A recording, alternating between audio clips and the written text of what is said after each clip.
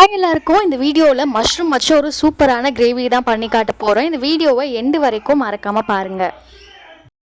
அதுக்கு ஃபஸ்ட்டு ஒரு மிக்சர் ஜாரில் 2 பெரிய சைஸ் வெங்காயம் நல்லா பேஸ்ட் மாதிரி அரைச்சி எடுத்துக்கோங்க. அதுக்கப்புறம் ஒரு கடாய் வச்சு அதில் 5 டேபிள் ஸ்பூன் ஆயில் ஊற்றிக்கோங்க. அது நல்லா காஞ்ச உடனே ஒரு 1/4 ஸ்பூன் கடுகு போட்டு நல்லா பொரிய விடணும். எண்ணெய் காஞ்ச அப்புறம் நீங்கள் போடுங்க, அப்போ தான் நல்லா சீக்கிரத்தில் அது பொரிஞ்சிடும்.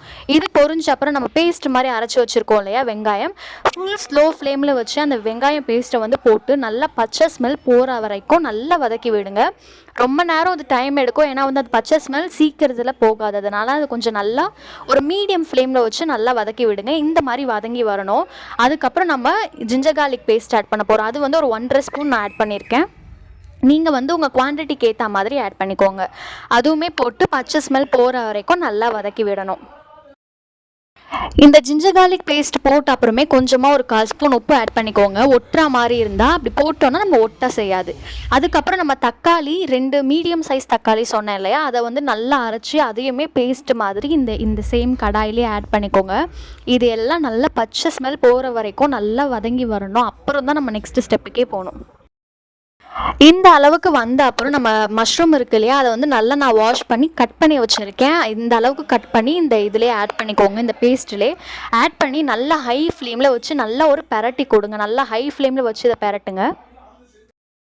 நல்ல ஹை ஃப்ளேமில் வச்சு பெரட்டி கொடுக்கும் போது எல்லா சைடுமே ஈவனாக போயிட்டு ஸ்ப்ரெட் ஆகி இருக்கும். எல்லாத்துலேயும் நல்லா அப்சர்வ் ஆகியிருக்கும். இப்போ தான் நம்ம மிளகாத்தூள் எல்லாம் ஆட் பண்ண போகிறோம். வீட்டில் அரைச்ச குழம்பு மிளகாத்தூள் இருக்கும் இல்லையா, அது ஒரு 1.5 டேபிள் ஸ்பூன் ஆட் பண்ணியிருக்கேன். ஆச்சி குழம்பு மிளகாத்தூள் ஒரு 1 டேபிள் ஸ்பூன் ஆட் பண்ணியிருக்கேன். இது 2 மட்டுமே இப்போ ஆட் பண்ணிக்கோங்க. கூடவே தேவையான அளவு உப்புமே ஆட் பண்ணிக்கோங்க. நான் கல்லுப்பு ஆட் பண்ணுறேன். இதெல்லாம் ஆட் பண்ணி நல்லா ஹை ஃப்ளேமில் பெரட்டி கொடுங்க. நல்லா ரோஸ்ட் அந்த சவுண்டு வரணும், அந்த மாதிரி பெரட்டி கொடுக்கணும். நல்லா பெரட்டி கொடுத்த அப்புறம் அதிலே தண்ணி கொஞ்சம் விடும். அதை பார்த்துட்டு நீங்கள் எக்ஸ்ட்ராவாக தண்ணி அட்ஜஸ்ட் பண்ணி ஆட் பண்ணிக்கோங்க. உங்களுக்கு எவ்வளோ திக்காக வேணும்னாலும் அந்த மாதிரி அட்ஜஸ்ட் பண்ணிக்கோங்க. இல்லை நல்லா கொஞ்சம் தண்ணியாக வேணும் அப்படின்னாலும் அந்த மாதிரி அட்ஜஸ்ட் பண்ணி தண்ணி ஊற்றிக்கோங்க. அவ்வளோதான். ஒரு 7 to 8 மினிட்ஸில் மஷ்ரூம் ரொம்பவே சூப்பராக வெந்துடும். அது வெந்த அப்புறம் மறக்காமல் எண்டில் மிளகுத்தூளும் கொஞ்சமாக கரம் மசாலா அதுக்கப்புறம் சீரகப்பொடி மறக்காமல் ஆட் பண்ணுங்கள். இதுதான் ஒரு சூப்பரான ஃப்ளேவர் கொடுக்கும். அதை ஆட் பண்ண அப்புறம் கொத்தமல்லி ஒரு கை நிறைய எடுத்து ஆட் பண்ணி நல்லா கலக்கி விட்டுருங்க. அவ்வளோதான், நம்மளோட சூப்பரான மஷ்ரூம் கிரேவி ரொம்பவே சூப்பராக ரெடி ஆகிடுச்சு. இது சப்பாத்தி, இட்லி, தோசை எல்லாத்துக்குமே ரொம்பவே சூப்பராக இருக்கும். ட்ரை பண்ணிவிட்டு மறக்காமல் கமெண்ட்டில் எப்படி வந்திருக்குன்னு சொல்லுங்கள்.